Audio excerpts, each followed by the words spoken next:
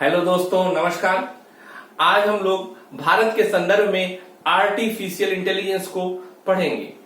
जैसा कि आप लोग जानते हो कि आर्टिफिशियल इंटेलिजेंस को लेकर नीति आयोग ने एक डिस्कशन पेपर पब्लिश किया था, जिसको आधार मानते हुए हम लोग आज पढ़ेंगे कि भारत का आर्टिफिशियल इंटेलिजेंस को लेकर क्या अप्रोच होगा। उसके बाद पढ़ेंगे कि भारत में आर्टिफिशियल इंटेलिजेंस के संबंध में क्या स्ट्रेंथ है, क्या वीकनेस है, कौन कौन से नए अवसर जो भारत के लिए आने वाले हैं, अपॉर्चुनिटी। फिर पढ़ेंगे कि भारत में आर्टिफिशियल इंटेलिजेंस को लेकर क्या चुनौतियां हैं, चैलेंजेस। फिर उसके बाद रोल ऑफ गवर्नमेंट की नीति आयोग ने क्या कहा है कि गवर्नमेंट का क्या रोल होना चाहिए, उसको समझेंगे। साथ ही बाद में समझेंगे कि एआई के डेवलपमेंट के लिए भारत को कैसा इंस्टीट्यूशनल फ्रेमवर्क रखना होगा। चलिए हम लोग शुरुआत करते हैं आज। तो एक एक टॉपिक को इसको पढ़ते हैं। सबसे पहले आज हम लोग पढ़ेंगे कि एआई को लेकर भारत का क्या अप्रोच है, अर्थात भारत क्या चाहता है, एआई से क्या उम्मीद करता है, किस दिशा में एआई को ले जाना चाहता है। तो देखिए, नीति आयोग ने कहा है कि आर्टिफिशियल इंटेलिजेंस का उपयोग ऐसा होना चाहिए कि वो सभी के विकास में सहायक हो, एआई फॉर ऑल। उसने कहा है कि ऐसा होना चाहिए कि सभी के विकास में सहायक हो। अब इसका क्या मतलब है? इसका यह कहने का मतलब है कि भारत में आर्टिफिशियल का इंटेलिजेंस का प्रयोग इकोनॉमिक ग्रोथ के लिए तो हो, पर उसके साथ सोशल डेवलपमेंट के लिए भी हो। ऐसा नहीं है कि मात्र आर्थिक समृद्धि के लिए हो, सामाजिक विकास के लिए भी, अर्थात शिक्षा, स्वास्थ्य, ठीक है, पोषण, इन सब के लिए भी आर्टिफिशियल इंटेलिजेंस का प्रयोग हो, एनवायरनमेंट के लिए प्रयोग हो। अर्थात नीति आयोग ने कहा है कि हमें हर वर्ग को लाभप्रद बनाना है आर्टिफिशियल इंटेलिजेंस के थ्रू। अर्थात हमें समावेशी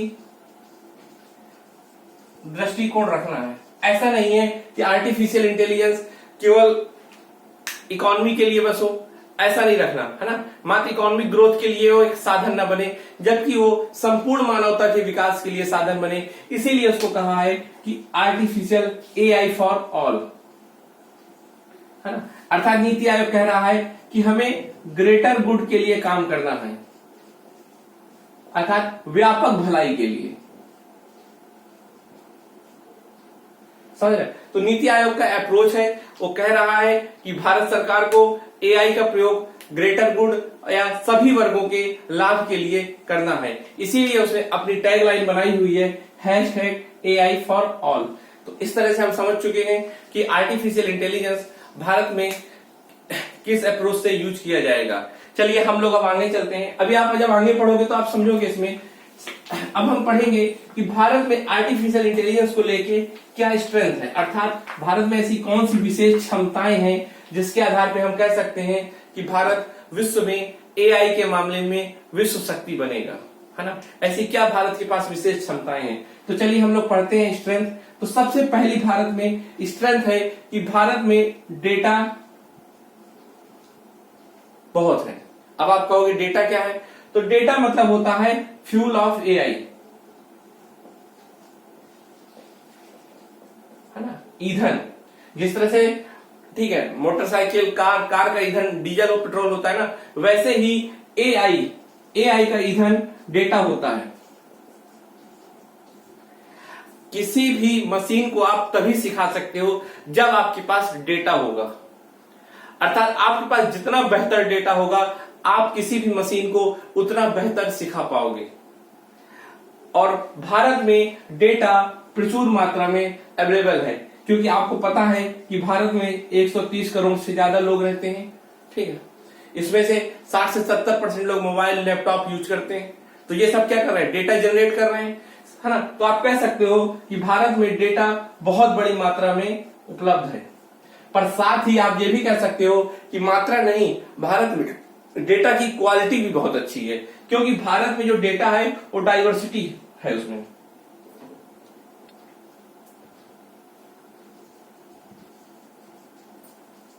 ठीक। जो भारत में डेटा है उसमें बहुत विविधता है। आप देखो कि भारत में कई तरह की बोलियों को बोला जाता है, कई तरह की भाषाएं हैं, कई तरह का पहनावा है, कई तरह का कल्चर है। इस तरह आप समझ सकते हो कि भारत में किसी भी मामले में डेटा जो है वो कई तरह की विविधताओं से युक्त है ना।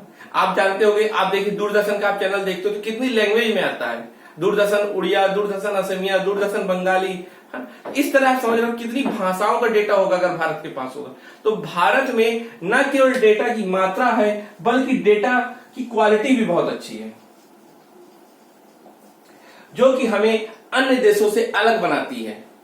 अब आप किसी भी देश में ज्यादा से ज्यादा एक या दो बोली बोली जाती है ना, लेकिन भारत में आप देखो कितनी तरह की बोलियां बोली जाती हैं। तो इसलिए भारत में अगर आप किसी मशीन को सिखाएंगे तो बहुत बेहतर सिखा लेंगे, क्योंकि भारत के पास बहुत बड़ी मात्रा में डेटा अवेलेबल है।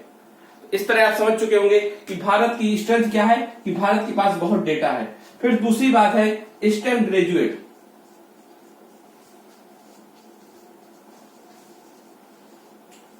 अर्थात स्टेम स्नातक। देखिए स्टेम का मतलब होता है साइंस, विज्ञान, टी से मतलब टेक्नोलॉजी, प्रौद्योगिकी, ठीक है, ई से इंजीनियरिंग, अब इंजीनियरिंग इंग्लिश में,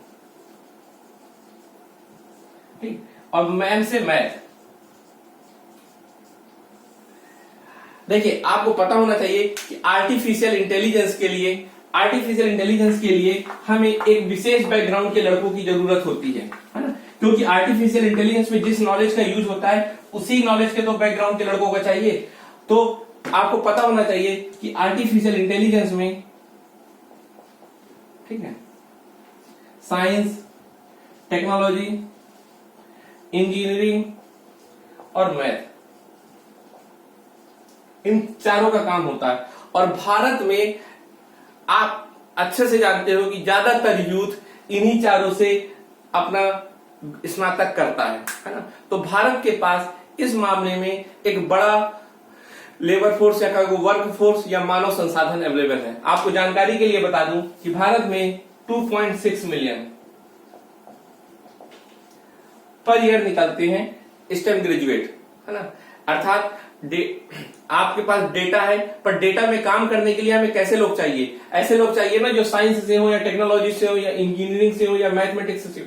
तो भारत में वो वर्क फोर्स भी अवेलेबल है। आपको पता होना चाहिए कि इस मामले में भारत का विश्व में सेकंड रैंक है ना। पहले नंबर पे चीन है, चीन में ज्यादा लोग होते हैं, उसके बाद भारत। अगर आप एक जानकारी दें तो यूएसए की तुलना में 4 गुना ज्यादा है ना। अर्थात हमारे पास एआई में काम करने के लिए एक वर्क फोर्स भी है। आप जानते ही होंगे, दूसरे एक डेटा और भी दे दूं कि भारत में औसत आयु 29 वर्ष है ना। डेमोग्राफिक डिविडेंड पढ़ा होगा, तो आप कह सकते हो कि हमारे यहाँ युवा है, यूथ है और स्टेम ग्रेजुएट है। तो इस तरह से आप समझ सकते हो कि भारत के पास एआई में काम करने के लिए मानव संसाधन है। ठीक। दूसरी बात, भारत में आईटी इंफ्रास्ट्रक्चर और सर्विस सेक्टर, आईटी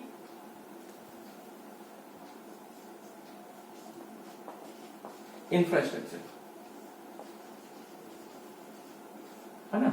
आपको पता होना चाहिए कि भारत में सर्विस सेक्टर में आगे रहा है शुरू से, है ना। आपको यह भी पता होगा कि भारत में जीडीपी का 60% से ऊपर सर्विस सेक्टर से आता है।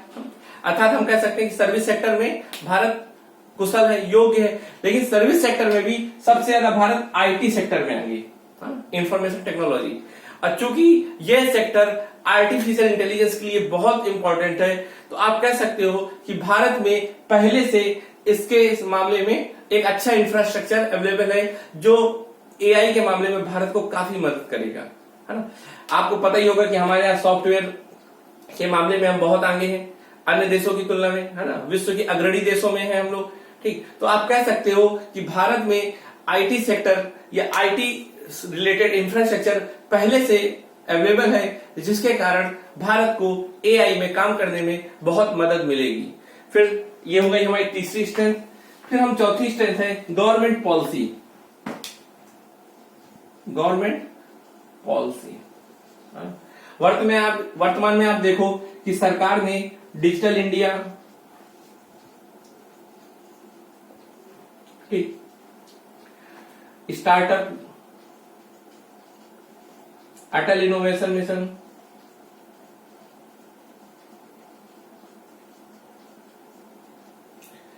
तो कई तरह के सरकार ने प्रोग्राम लॉन्च कर रखे हैं। ठीक है, तो अब इन सबसे आप समझिए, इन सबसे क्या होगा, इन सबसे एक इकोसिस्टम तैयार होता है, एक बेहतरीन माहौल तैयार होता है, एक बेहतरीन वातावरण तैयार होता है जो आर्टिफिशियल इंटेलिजेंस के लिए बहुत ही मददगार होगा।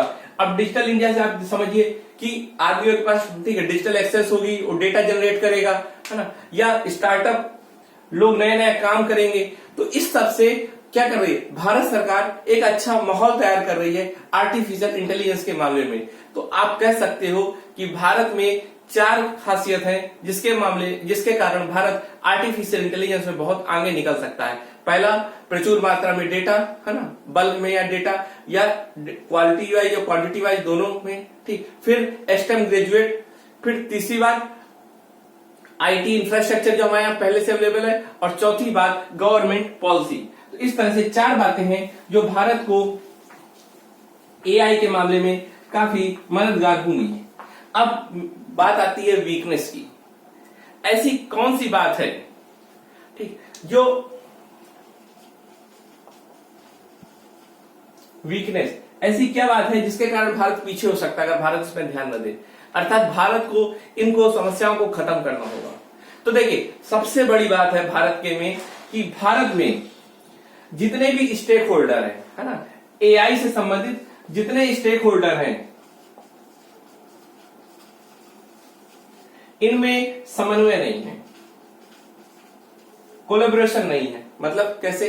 देखिए, आपको मैं एक बात बताऊं कि किसी भी देश में शोध कार्य और उसका बाजार में उत्पादन तभी होगा जब इंडस्ट्री और यूनिवर्सिटी आपस में जुड़े होंगे, है ना। अर्थात जो रिसर्च सेंटर है, जैसे मान लो ये रिसर्च सेंटर है, R&D, यहां पर रिसर्च होती है। ठीक, ये कौन हो सकते हैं? ये कॉलेज भी हो सकते हैं, मान लीजिए, ये यूनिवर्सिटी हो सकती है, ये ICAR जैसे इंस्टीट्यूट हो सकते हैं, कुछ भी हो सकता है। तो ये मान लीजिए कोई एक रिसर्च करते हैं, ठीक, ये मान लीजिए कोई एक रिसर्च करते हैं, जैसे मान लीजिए ICAR एक रिसर्च करता है कि एक ऐसा बीज बनाता है जिसको पानी की कोई जरूरत ही ना हो। मान लो, एक ऐसी कल्पना करो कि ऐसा कोई चावल का बीज बनाता है जिसको पानी की कभी जरूरत ना हो, लेकिन जब ये बना लेगा अपने पास तो इसको बाजार में तो नहीं उतारेगा, हाँ? ये तो केवल एक सैंपल बनाएगा, एक रिसर्च करेगा सिद्धांत के तौर पे, लेकिन उसको कौन मार्केट में उतारेगा? मार्केट में तो कोई इंडस्ट्री उतारेगी ना। तो मान लीजिए अगर ये कोई, मान लीजिए टाटा के साथ समझौता कर ले तो क्या होगा? ये रिसर्च करे और टाटा को दे दे, और टाटा इसको क्या करेगी? टाटा इसको मैन्युफैक्चर करके बेचेगी। तो इन दोनों के बीच में क्या हुआ? कोलैबोरेशन हुआ ना। अब जिसके कारण ये पूरा प्रक्रिया सफल होगी। जैसे एक उदाहरण और देखते हैं, जैसे मान लो हमें कोई आर्टिफिशियल इंटेलिजेंस को देख लीजिए। जैसे मान लीजिए हमें कि हेल्थ सेक्टर में कोई मशीन लर्निंग रिलेटेड काम करना है ना, हेल्थ सेक्टर में रिलेटेड कोई मशीन लर्निंग काम करना है, तो हम सबसे पहले क्या करेंगे? हमें सबसे पहले चाहिए डेटा, डेटा के बाद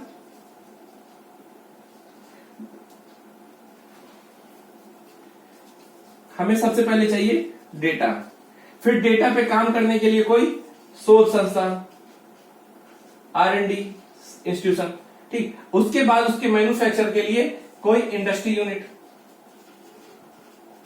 चाहिए, और इन सब के लिए हमको क्या चाहिए? काम करने के लिए कोई फाइनेंशियल इंस्टीट्यूट जो इस सब में पैसा लगा सके। भाई साहब के पास पैसा भी थोड़ी होता है। अब आप मुझे बताइए कि भारत में क्या समस्या है? भारत में यह समस्या है कि इनके बीच में लिंक नहीं है। अब मैं जैसे आपको एक लिंक बताऊं, मान लीजिए डेटा कहां होगा? सबसे ज्यादा डेटा होगा एम्स, एक हॉस्पिटल है एम्स, मान लीजिए सरकारी हॉस्पिटल है ना, उसके पास बहुत ज्यादा डेटा होगा क्योंकि कई सालों से मरीज देख रहा है, उसके पास बहुत डेटा होगा। फिर अब रिसर्च मान लीजिए किसको करना है? IIT दिल्ली को। अब इंडस्ट्री मान लो रिलायंस, अब मान लो बैंक ले लो HDFC। अब क्या हो? ये आपस में चारों जुड़ जाए, ठीक, ये ऐसे आपस में जुड़ जाए, ठीक है। अब क्या होगा, अगर मान लो कि इसको कोई रिसर्च करनी है, इससे डेटा मिल जाएगा, इससे मिल जाएगा, या सफदरजंग हॉस्पिटल से, सरकार के किसी भी हॉस्पिटल से इसको डेटा मिल जाए। जब इस पर डेटा मिलेगा और बाद में यहां से इसको पैसा मिल जाए, तो ये उस पर रिसर्च करेगा, और रिसर्च करने के बाद ये क्या कहेगा रिलायंस वालों को कि लीजिए अब आप तैयार करिए इसको और इसको मार्केट में लॉन्च करिए। तो इसी तरह होता है ना, किसी भी टेक्नोलॉजी को हम का लाभ कैसे ले सकते हैं। इसी तरह जब सभी के बीच में लिंक होगा, और भारत में यही सबसे बड़ी समस्या है कि भारत में सभी स्टेक होल्डर के बीच में लिंक नहीं है। इसीलिए भारत साइंस के मामले में या इनोवेशन के मामले में बहुत पीछे है। तो अब आप इसको समझ सकते हो कि भारत में हमें क्या करना पड़ेगा, हमें सभी स्टेक होल्डर के मध्य में समन्वय करना पड़ेगा, है ना, कोऑर्डिनेशन करना पड़ेगा। जैसे हेल्थ के, अब एग्रीकल्चर के मामले में भी ऐसे डेटा सरकार के पास होगा, ठीक है, रिसर्च किसी और संस्था को करनी होगी, उसमें मैन्युफैक्चर कोई और करेगा, पैसा कोई और देगा, तो क्या होना चाहिए, सबको आपस में मिलना चाहिए, आपस में और मिल के काम करना चाहिए। तो इस तरह आप समझ गए कि भारत में सबसे बड़ी वीकनेस क्या है, कोऑर्डिनेशन ना होना, ठीक है। दूसरी कमी है भारत में, ठीक है, अवेयरनेस ना होना, ठीक है। जैसे आप जानते हैं अवेयरनेस मतलब नई टेक्नोलॉजी को लेकर भारत में जागरूकता। आप देखते होंगे कि गूगल, फेसबुक या टेस्ला आर्टिफिशियल इंटेलिजेंस के संबंध में कोई ना कोई नया काम कर रहा है, जैसे डीप माइंड प्रोजेक्ट या कई ऐसे प्रोजेक्ट हैं जो लगातार काम कर रहे हैं, है ना।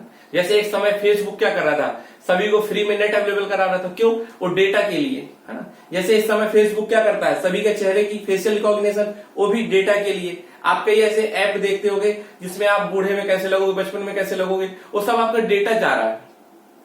तो सब ये किया जा रहा है किसके, अन्य कंपनियों के द्वारा। लेकिन भारत की आप किसी भी कंपनी को आर्टिफिशियल इंटेलिजेंस के मामले में काम करते हुए नहीं देखते होंगे, है ना, क्योंकि भारत में ऐसा माहौल ही नहीं है। तो भारतीय जो कंपनियां हैं, जैसे कोई भी पीएसयू ले लो, या आप रिलायंस ले लो, या टीसीएस ले लो, कोई भी कंपनी ले लो, आप देखोगे कि आर्टिफिशियल इंटेलिजेंस के मामले में ये ज्यादा अवेयर नहीं है ना। ये लोग परंपरागत तरीके से काम कर रही हैं, और इस समय जबकि इनको अपने अंदर सुधार करना होगा।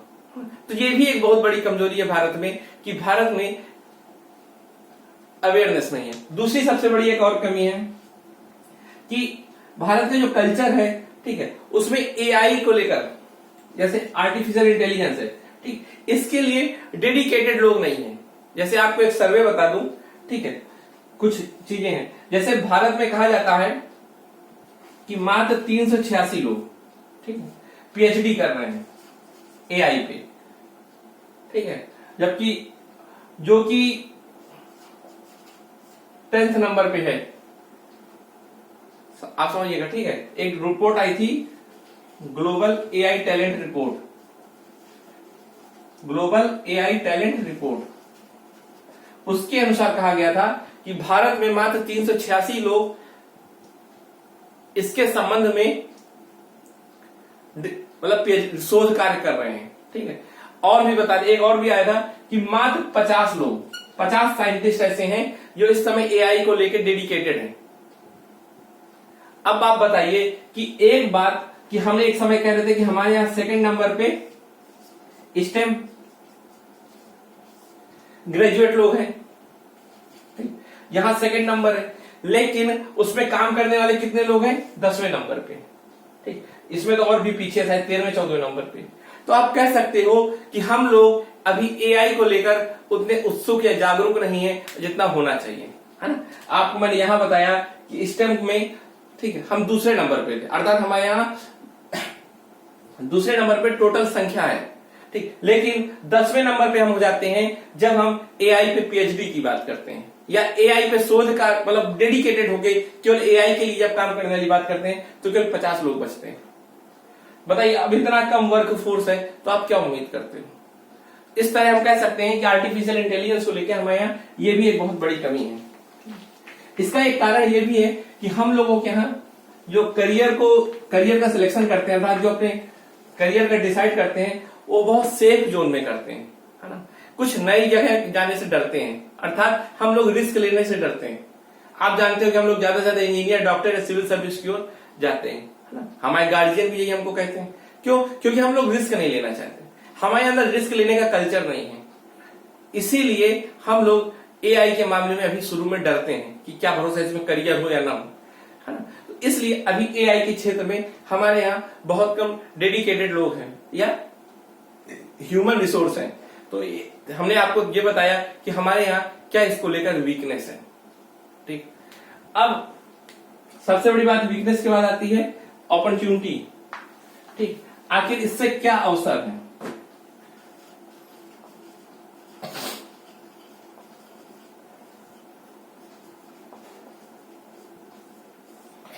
आखिर आर्टिफिशियल इंटेलिजेंस के क्या हमारे लिए अवसर होने चाहिए? तो नीति आयोग ने कहा है कि देखिए आर्टिफिशियल इंटेलिजेंस के तो बहुत सारे अवसर हैं, लेकिन नीति आयोग ने स्पेसिफिक 5 सेक्टर को कहा है कि हम 5 सेक्टर को प्रायोरिटी देंगे आर्टिफिशियल इंटेलिजेंस के मामले में। सबसे पहला हेल्थ, एजुकेशन, ट्रांसपोर्ट,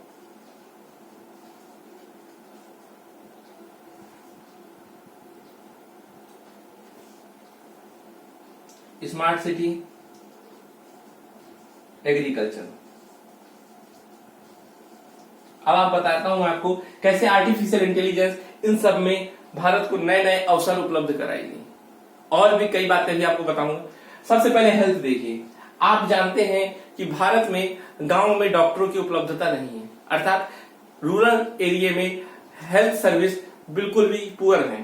तो अगर हम एआई का यूज कर लेंगे तो हर गांव में डिजिटल पैथोलॉजी हो सकती है ना, जिसके कारण वहीं डिजिटल पैथोलॉजी हो जाएगा, डिजिटल डॉक्टर हो जाएगा, हर मोबाइल आपका डॉक्टर की तरह बिहेव करेगा। इस कारण हम स्वास्थ्य सेक्टर में अच्छा काम कर सकते हैं।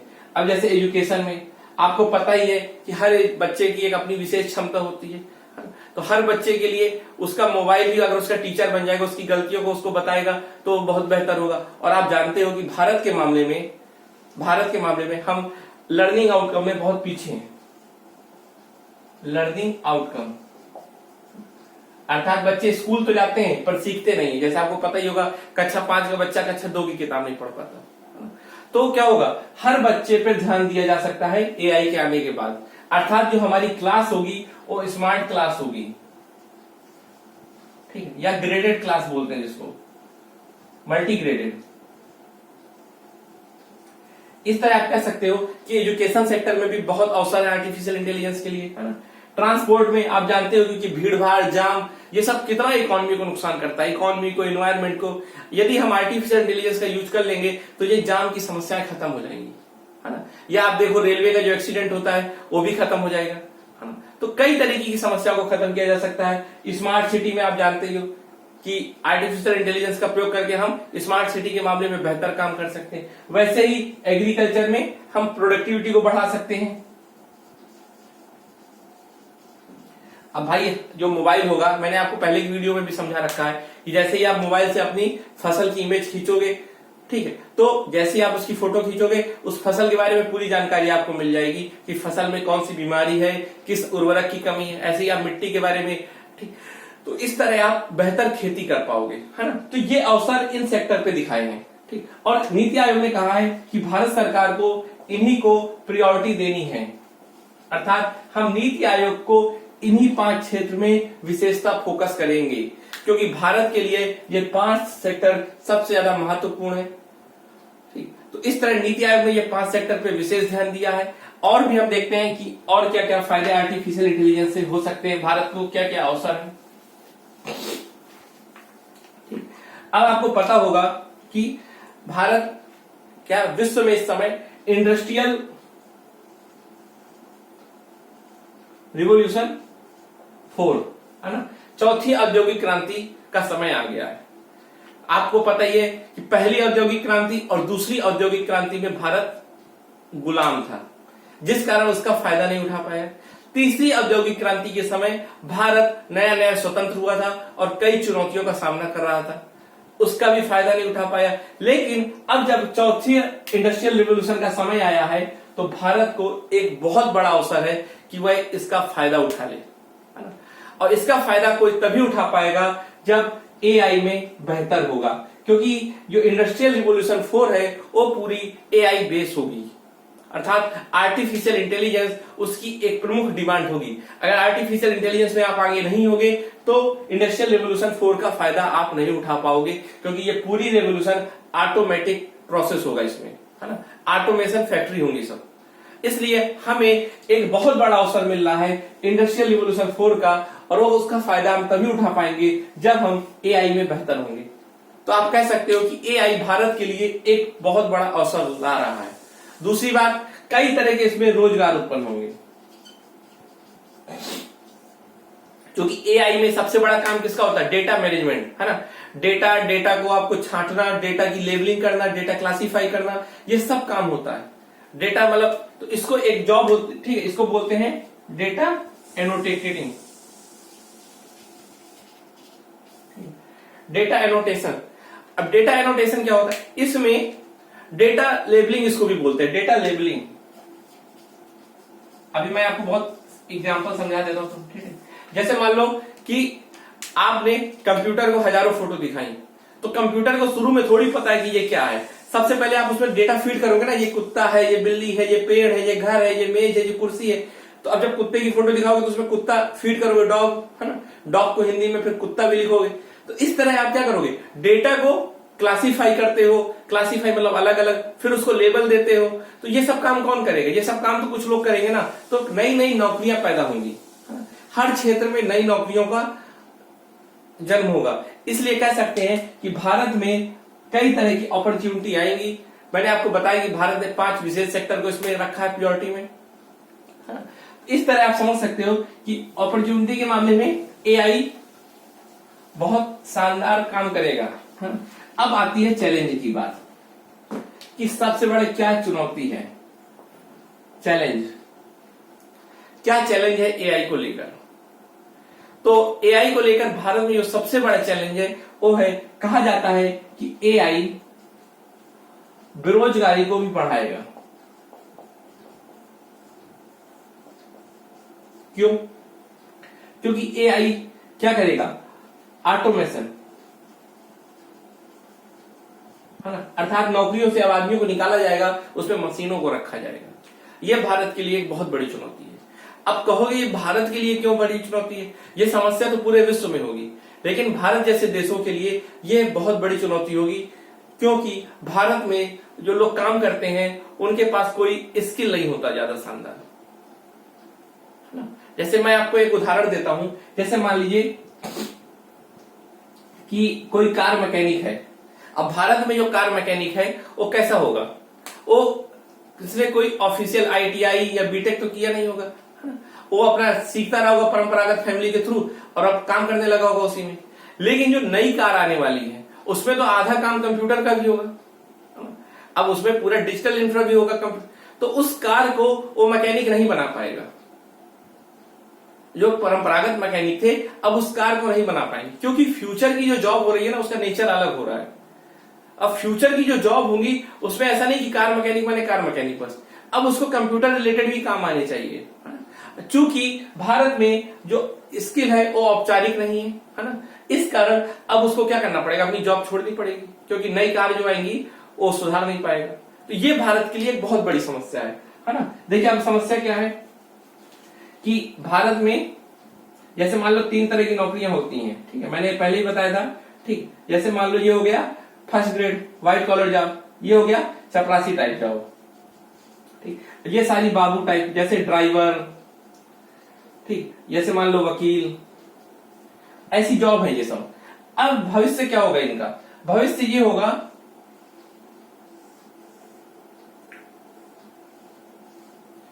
मतलब ये जो जॉब थी ना बीच की, ये जॉब खत्म। देखिए ये जॉब खत्म, अब ऊपर की जॉब रह जाएंगी और नीचे ज्यादा हो जाएंगी। नीचे ज्यादा क्यों होंगी? क्योंकि ये लोग जो थे ना नौकरी वाले, ये क्या कर रहे थे?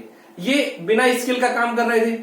अब जब नई स्किल की जरूरत होगी, एआई के कारण नई स्किल चाहिए होगी, तब इनको क्या करना पड़ेगा? इनको अपनी नौकरी छोड़नी पड़ेगी और ये और नीचे की नौकरी में आएंगे। भाई ऊपर तो नहीं चले जाएंगे ना, 40 साल में कोई इंसान 45 साल में नया तो काम नहीं सीखेगा, वो नीचे ही चला जाएगा, है ना, ऊपर तो नहीं जा पाएगा। इस तरह कहा जा रहा है कि भारत में एक तो बेरोजगारी बढ़ेगी, ऊपर से लोग की क्वालिटी, जो काम की क्वालिटी वो भी कम होगी, अर्थात उनकी आय कम होगी, है ना। ये भारत के लिए एक बहुत बड़ी चुनौती है, तो इसको भी भारत को समझना होगा। और ये चुनौती मात्र इकोनॉमिकल नहीं है। अब जब लोग बेरोजगार होंगे तो क्या करेंगे, घर में जाके लड़ाई करेंगे, है ना, तनाव होगा, समाज में तनाव बढ़ेगा, समाज में लड़ाइयां होंगी, लॉ एंड ऑर्डर की प्रॉब्लम क्रिएट होगी, ठीक। तो समाज में बहुत बड़ी समस्याएं पैदा होंगी। बेरोजगारी कई तरह की समस्याएं पैदा करती है, ठीक। और जब आदमी बेरोजगार हो जाएगा तो अपने बच्चों को पढ़ाएगा नहीं, तो शिक्षा, स्वास्थ्य सब कुछ तो प्रभावित होगा। तो ये कहा जा रहा है कि भारत में एक बहुत बड़ी चुनौती के तौर पे आएगा, है ना। तो इसको हमें कैसे कंट्रोल करना है, इसको भी भारत सरकार को अभी से ध्यान देना होगा। दूसरी चुनौती है प्राइवेसी, ठीक है। क्योंकि आपको पता ही है कि डेटा की डिमांड बहुत ज्यादा बढ़ेगी, है ना। जब डेटा की डिमांड बढ़ेगी तो ये बताइए डेटा कहां से आता है, डेटा हम ही सबका तो होता है। अब फेसबुक में, व्हाट्सएप में, ठीक, गूगल में किसका डेटा है, हम ही लोगों का डेटा है ना।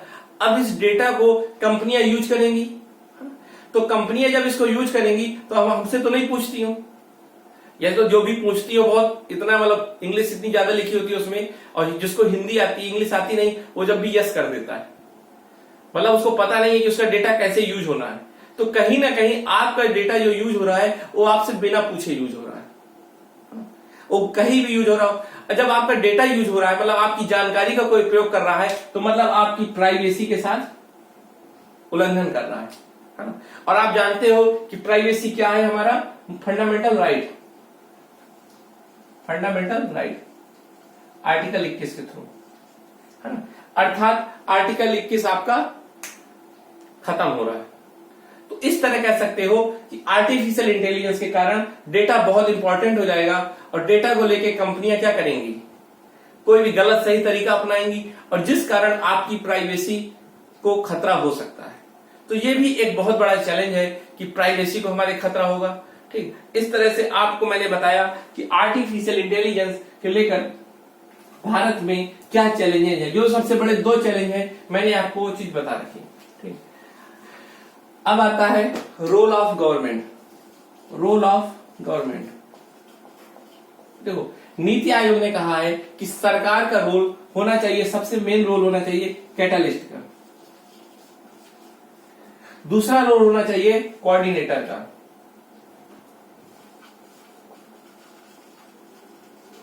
तीसरा होना चाहिए फैसिलिटेटर का, अर्थात उत्प्रेरक, समन्वयक और अब इन तीनों को समझिए कैसे। देखिए, आपको पता होता है कि देखिए इसने कहा है कि गवर्नमेंट को सीधे रोल नहीं करना, ऐसा नहीं कि गवर्नमेंट एआई के मामले में कोई काम करने लगे। गवर्नमेंट ये 3 रोल निभाएगी, सीधा प्लेयर नहीं बनेगी। जैसे कोच, कोच क्या होता है, किसी भी टीम में जो कोच होता है वो खिलाड़ियों के बीच में समन्वय करता है ना, फिर उनको सुविधा देता है, भाई जो भी उनको जरूरत होगी, या उनको मोटिवेट करता है। ये 3 काम करता है। यही काम सरकार को करना है। सरकार क्या करेगी, जैसे मान लो उत्प्रेरक, है ना, सरकार कह रही है कि जो कंपनियां एआई के मामले में काम करना चाहती है उनको टैक्स में कटौती होगी, है ना, अर्थात टैक्स रिड्यूस करके मोटिवेट कर सकती है एआई के सेक्टर में काम करने को, ठीक। या सरकार सब्सिडी दे सकती है ना, या स्टूडेंट्स को कह सकती है कि एआई के मामले में जो लोग रिसर्च करेंगे उनको विशेष वरीयता दी जाएगी, तो बच्चे वहां पर क्या होंगे, मोटिवेट होंगे रिसर्च करने को, पीएचडी करने को, है ना। तो इस तरह सरकार क्या कर सकती है, कैटलिस्ट, उत्प्रेरक का काम कर सकती है ना। अब समन्वय की बात मैंने आपको क्या बताया था, मैंने कहा था कि भारत में जो स्टेक होल्डर है वो आपस में क्या है, समन्वित नहीं है। ये काम कौन करेगा, ये काम सरकार कर सकती है ना। सरकार ही ऐसा काम कर सकती है कि आपस में सभी लोगों को जोड़े, तो और सरकार को ये काम करना चाहिए। फिर सुविधा प्रदाता, अब मान लीजिए कि जैसे मैं हूं, मैं एआई के मामले में काम करना चाहता हूं, लेकिन एआई के लिए क्या चाहिए, सुपर कंप्यूटर। अब मेरे पास तो नहीं है इतनी क्षमता, है ना, लेकिन मेरे दिमाग में आइडिया है कि मैं काम कर सकता हूं, तो सरकार क्या करे, एक ऐसा सुपर कंप्यूटर बनाए जिसको कोई भी यूज कर सकता हो, ठीक। तो जो भी नए नए लड़के एआई के मामले में काम करना चाहते होंगे वो क्या करेंगे, उस सुपर कंप्यूटर से यूज करके अपनी रिसर्च को आगे बढ़ाएंगे। ऐसे ही एक नया काम अभी किया है एरावत। ठीक है, ये क्लाउड कंप्यूटिंग का उदाहरण है। एक प्रकार से सुपर कंप्यूटर है एरावत। एरावत हाथी का नाम है ना। तो इसको क्या है, अब इसको कोई भी यूज कर सकता है। तो आप बताइए, अब ऐसा इंसान जिसके दिमाग में कोई आइडिया आएगा पर संसाधनों की कमी थी, वो नहीं रुकेगा, अब वो सरकार के सहयोग से काम कर सकता है, क्योंकि इसके तक सबकी एक्सेस होगी। कोई भी इसमें कंपनी अपना काम कर सकती है। सुपर कंप्यूटर करोड़ों का बनता है। अब आप मान लीजिए इसके बनने में, ठीक है, 7,500 करोड़ रुपए लग रहे हैं 3 साल में। अब इतना पैसा तो किसी के पास नहीं था, लेकिन सरकार के पास था, तो सरकार ने एक संस्था बना दी, है ना, एक इंफ्रास्ट्रक्चर बना दिया, और अब इसका कोई भी यूज कर सकता है। जैसे मान लो लाइब्रेरी। लाइब्रेरी क्या होती है, अब एक आदमी इतनी किताबें तो नहीं खरीद सकता ना, लेकिन सरकार ने लाइब्रेरी जब खुलवा दी तो कई लोग उसका पढ़ते हैं, फायदा उठाते हैं और नई नई रिसर्च करते हैं। वैसे ही एक सरकार ने क्या किया, सरकार ने एक क्लाउड कंप्यूटिंग, मतलब कोई भी अपने एक्सेस में इसको यूज कर सकता है। तो इस तरह सरकार क्या करेगी, फैसिलिटेटर का काम करेगी, कैटलिस्ट का काम करेगी और कोऑर्डिनेटर का काम करेगी। ठीक, तो यहां मैंने आपको बताया कि नीति आयोग ने सरकार से क्या क्या उम्मीद की है, अर्थात सरकार को बताया है कि आपको ऐसा रोल प्ले करना है। अब नीति आयोग ने यह भी कहा है कि कैसा संस्थागत स्ट्रक्चर होना चाहिए, कैसा इंस्टीट्यूशनल फ्रेमवर्क होना चाहिए एआई में काम करने के लिए। तो एआई के काम करने के लिए 2 होंगे। एक संस्था होगी कोर, दूसरी होगी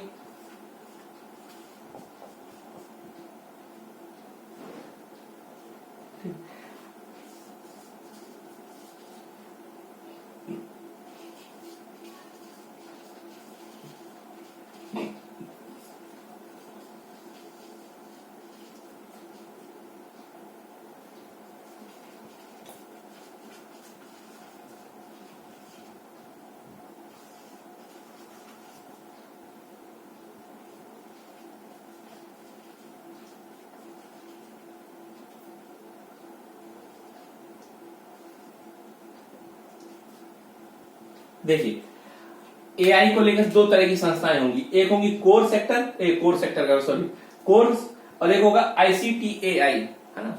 तो कोर में क्या होगा कि centre of research excellence in AI. ठीक है, centre of research excellence in AI, इसका यह मतलब है कि देखिए किसी भी जब काम में शोध होता है ना, तो उसके 2 पार्ट होते हैं।